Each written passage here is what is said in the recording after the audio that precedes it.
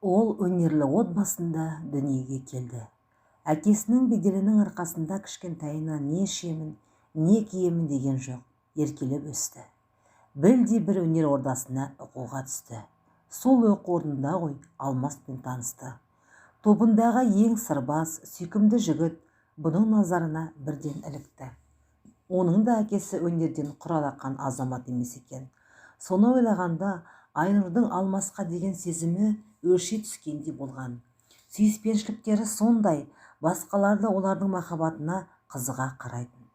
2 жылдай дос болып жүріп, бірінің сырына екіншісі қаныққандай еді. Бірақ Алмас әскерге барамын дегенде, Айнұр бұлқан-талқан болғанда жігіт жағасын ұстады. Бармай қалудың талай жолын ұсынды. Екеуінің өмірге деген көзқарастары екі түрлі екендіктері дәл сол жолы алғаш рет байқалып қалған. Десе де, Алмас Айнұрдың бұл қылығын еркелікке балаған. Әскерге шығарып салу кешінде Алмас Айнұрды інісімен таныстырды. Оның да сол оқу орнына биыл түскенін айтып, көз қырын сала жүретінін жеткізді. Інісі Алмаста емес, әзілқой болып шықты. Сөздің майын тамызып, жеңгелеп, асты үстіне түскенде Айнұрдың есі кетті. Екеуінің тез тіл табысып кеткеніне мәз болған Алмас әскерге аттанып кеткен. Сол күннен кейін Айнұр мен Алматтың махаббаты басталды. Ағасын жоқтатпаймын деген сылтаумен Айнұрдың қасынан жиі табылатынын байқағандар сөзбен қағыта бастады. Басында қатарластары бұл қарым-қатынасты тек сыйластық деп жүрген.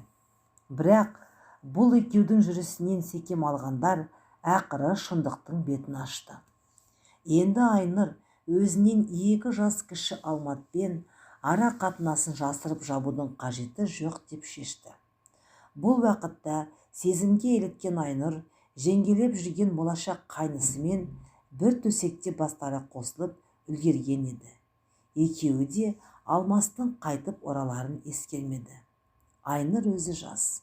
Ағасынан гөрі пысықтау Алматтың құшағынан табылғанына дәм риза болатын.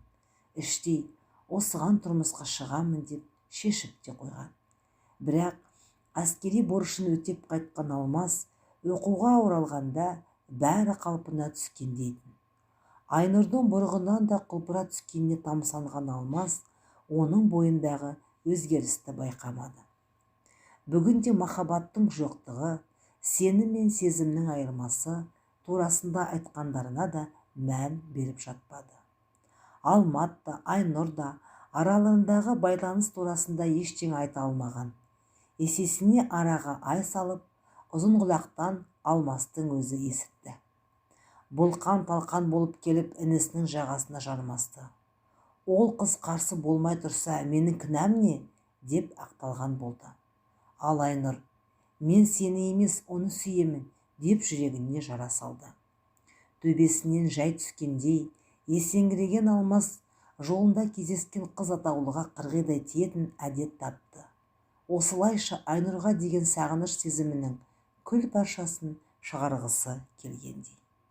Ал Айнұр Алматқа келіп болған жайды баяндап берді. Екеуміздің бірге болуымызға енді ешкім қарсы емес деп мойнына асылған. Бірақ Алмат оған еліте қоймады. Басын ала қашты. Айнұрдың өзін кінәлап, мазасын алмауын өтінді. Бұл қатынас осымен аяқталар ма еді?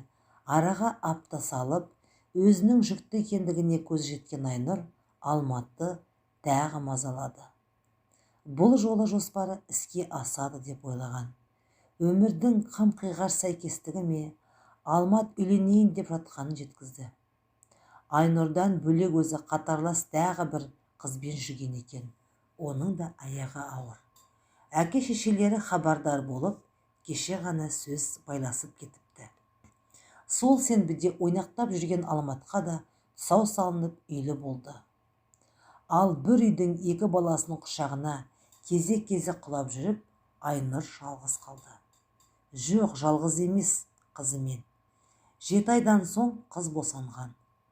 Некесіз бала туды деген сөз ел сөзінен қашып, әке шешесі академиялық демалыс алып Айнұрды Астанаға аттандырған. Сол жақта босанған. Кейіннен немерелерінің кімнің тұқымы екенін ескенде әкесі талып қала жаздады. Сәлемі түзу қос өнер иесі енді кездескен жерде танымастай кейін танытып болатын еді. Ал бола алмай кеткен құдасы болса, бұның немересімен түйдік құдас немересінің қылығын айтып, мәз болып отырғаны. Алматтың келіншегі де Айнұр босанған перзентханада тура 10 күннен соң босанған еді.